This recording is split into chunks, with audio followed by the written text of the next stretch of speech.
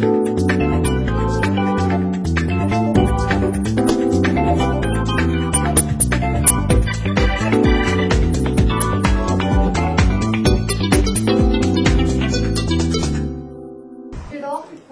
Pereira from North Reading, Advanced Photo in North Reading, and he's going to introduce himself in more depth in just a minute. But just like to thank the Friends for arranging this, and we're very glad to have a local person be able to give this talk. This is obviously a very popular topic. And we also have in the back on the table by the refreshments, I hope you'll have some refreshments, there's a survey. If you'd be willing to fill that out, it has to do with what kinds of programs you'd like us to offer here. So, thank you very much. I'd like to introduce Al Pereira this evening. Thank you. Thank you.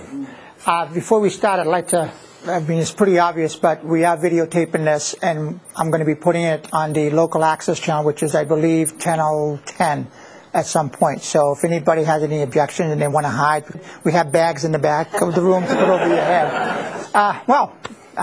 Pretty good crowd. Thank you very much for coming in. I appreciate that. And as we go along, if you want to ask a question, please do feel free to ask the questions. Okay. I always like to start off with this particular slide, and it's kind of hard to see what it is, but if you believe it or not, this will turn into a picture, as you'll see, and this is basically a pixel. Okay, and pixels are usually square, and because of the lighting in here, it doesn't show the squares, but believe it or not, there are little squares, and that's when they say pixels, that's what they are. And in those pixels, there's multiple colors. Okay, so the less pixels you have, the lower the quality of a digital picture. The more pixels you have, the better the quality. This is the next slide. Okay, starting to turn out something. Anybody can guess? Can you guess what that may be? The eyes. Very good. Yep. Okay. And as you can see, the closer you get to a picture when you blow it up. Say, for example, you came in and you had a negative, and you wanted to make it a 4:6, right? Well, it looks beautiful, right? I mean, it's sharp, colors are good. But then all of a sudden you say, well, I want to take this negative and I want to make it a 20:30. Well, you're taking a little negative, a 35 millimeter, okay, and you're making it a big, huge picture. Well, it's going to start looking a little grainy. Well, the same thing with a digital. You know, when you make it small and you hide like when you have like a 10 megapixel camera, well, when you make it small, like a 4:6, it's really sharp. It's beautiful, right? But as the bigger you make it, the more grainier or the more pixelated it gets. But because it's a 10 megapixel, it's a better quality. Okay, see all the pixelation around it? That's because I really blew it out really big. Okay? But this is what the picture looks like. Okay, and I made that an 8:10. It looks awesome. I could make it a 20:30, and it looks really good. There's two different types of digital cameras. What's the difference between one and the other? Anybody know? A single lens reflex. Yep. One. Yep. Very good. And this one here is just basically a point and shoot. What that means is that the one on the left, you can take the lenses out, and you can put a variety of different lenses in. On this one here, the lenses are built in, okay, and you can zoom in and out. And basically, that's all you can do with the point and shoot, okay. What do they accomplish? Pictures, right? Ultimately, pictures. So the same thing. Now you have one with film, and you have one with a card, okay. What's the difference between one and the other? Besides being digital. Right. So what I'm trying to get at is that they both accomplish the same thing, and they're both easy to use. Okay? There really isn't any difference between one and the other. They basically have the same controls. They have a lot of the similar programmed menus, just like film, digital. And the same thing goes with the point and shoot. When it was film, Now digital, they have a lot of the same menus. Okay, it's a little bit more menus now because it's digital, because of certain things that I'm going to get into, but you can still point and shoot and basically get the same results, except that you won't be able to have instant gratification with the picture in the back. You know, and that's a big plus. As you can see, you know, yesterday's film, today's film. Anybody know what this number means? 2 gigabytes? Basically, how many pictures it can hold. Okay. And how many can it hold? Well, it depends on the pixel and the file camera. size. Very good. Very good. That's awesome. So if you have a 4 megapixel camera, how many pictures do you think that you will be able to put on that? About 1,000, maybe 2,000? And an 8 megapixel, how many do you think? 400? Well, nope. How about if I said a 4 megapixel camera will give you about 12 to 1,500 pictures on that, and a 8 megapixel will get you roughly about 1,000, and a 10 megapixel will get you roughly about 500 or 600. Okay. Now you all know that these come in 1 gig, 2 gigs, and 4 gigs. All right. The way I look at those cards, and I tell people this because a lot of you probably don't get them printed, but I tell people this: treat those cards like a roll of film. Okay. If you get the 1 gig, that means that you'll be able to get them printed a lot faster. If you get the 2 gig, it's going to be a little while longer. And if you get the 4 gig, it's going to be probably 2 years, and you're going to forget what you have from 4 years or 2 years ago. So my recommendation, if you're going to buy cards, try to get the 1 gig.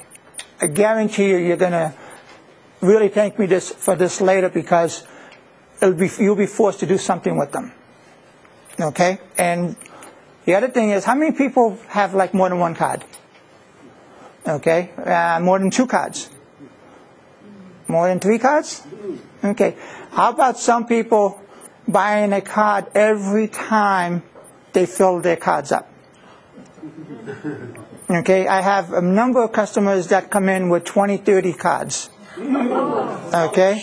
And I had a customer the other day come in with, you know, those little books that they use, the reporters use, that they write on, that's got, you know, it's about this big, and, you know, they have basically a notebook, right, but it's a little thinner. All the pages had 1 to 2 cards that were stuck on with tape, and she had notes on what was on them. Okay, so she was basically not really organized. So I'm trying to kind of organize her on what to do with the digital pictures. Okay. All right. Now, the film on the left, we have a star in the room.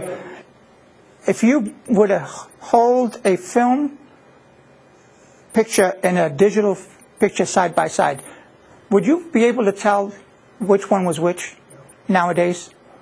It's that good. It really is. They have cameras now that basically you can print life size, and it looks sharp. The other day I had a customer come in, and he wanted to do a picture of his wife, okay, but he wanted a life-size one. So 24 inches wide by 72 inches high. And let me tell you something, it was absolutely sharp, that big. Today's digital cameras are like unbelievable, better than film in a lot of ways. There are 4 different cards there. These 2 are basically for the same camera.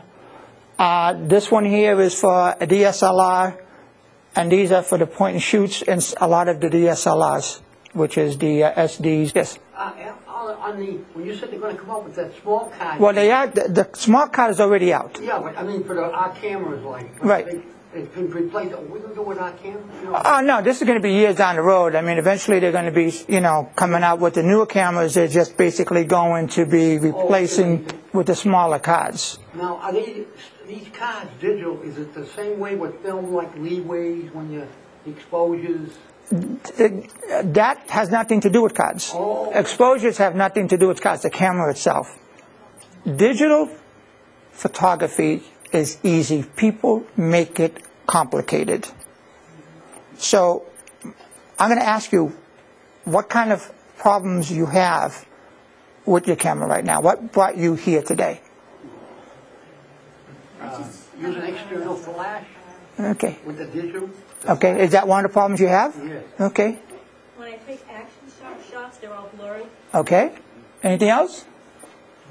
I found when I got the manual for the camera, Japanese. Okay. Well, I think if you flip it over to the other side, it's in English. My sidekick read it for me.